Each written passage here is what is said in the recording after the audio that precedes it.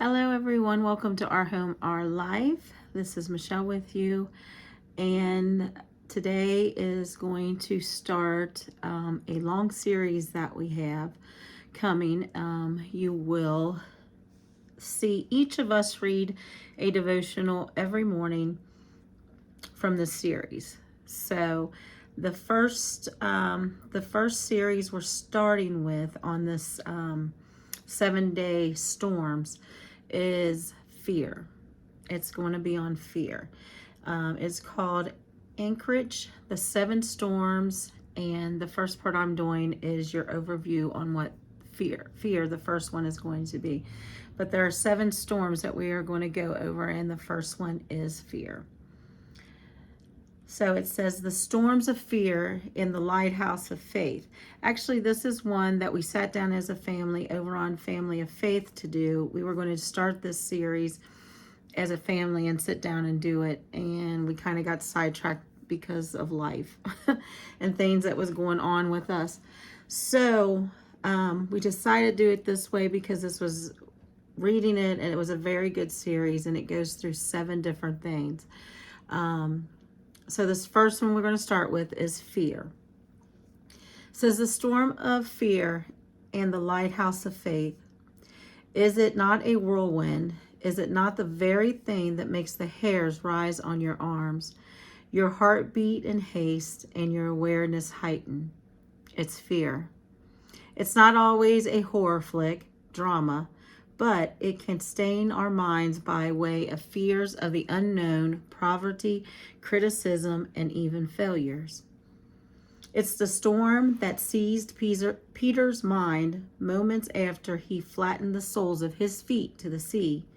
How easy it is to get distracted by the wind and the waves in our lives rather than to focus on that voice in the storm.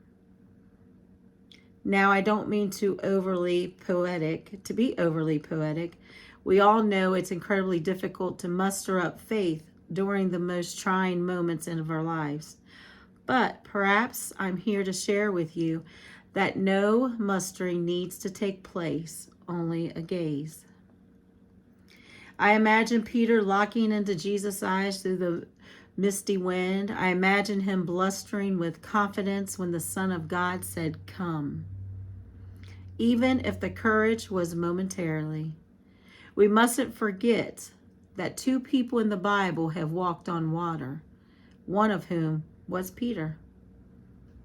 The bold movement of his leg over the edge of that boat happened because of a gaze at Jesus, an agreement through obedience to his command, and a continuous gaze at him. Peter can attest that Christ is the author and finisher of our faith. May we have assurance through his confidence that can only be found in Christ. And yes, Christ's resurrection proves him confident. Reflection. After Jesus exhorted the disciples with the words, "Take heart, it is I. Do not be afraid," Peter had the boldness to step out of the boat. On this day, and by his Spirit, listening in for those exact words being spoken to you.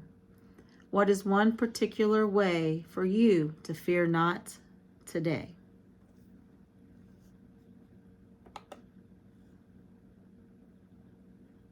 And then our scriptures. Matthew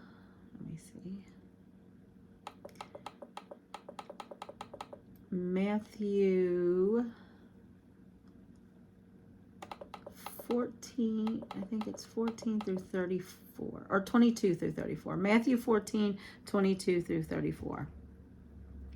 It says, immediately he made the disciples get into the boat and go before him to the other side while he dismissed the crowds.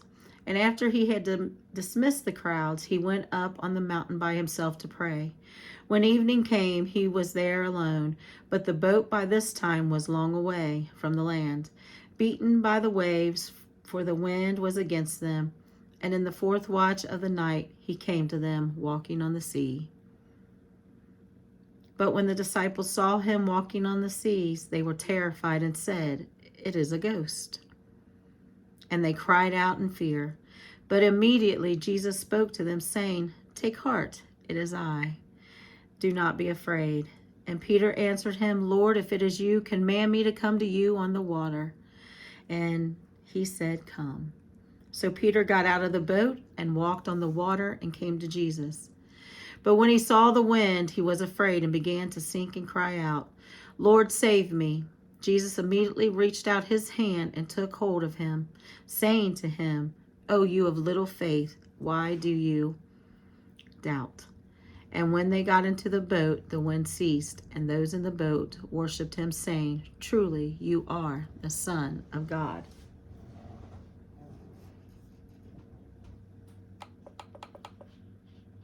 And then let me see here.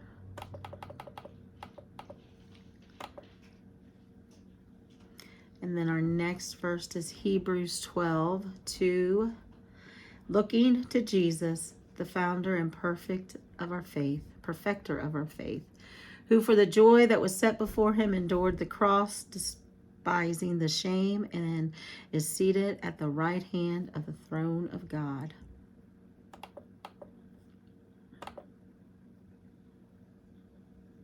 And that is it for the overview. So that is what we are basing the next 7 days on fear, and how fear, if we allow it, can sink us. But if we keep our eyes on the truth, which is Jesus, we won't falter. So stay tuned for the next 7 days. Tomorrow will be Mike's day, and he will have the recording on day 1 of fear, which will be posted at 6 a.m. in the morning. So guys, thanks for watching. Make sure to stay tuned for this series because it's going to be a good one. But from our home to yours, God bless.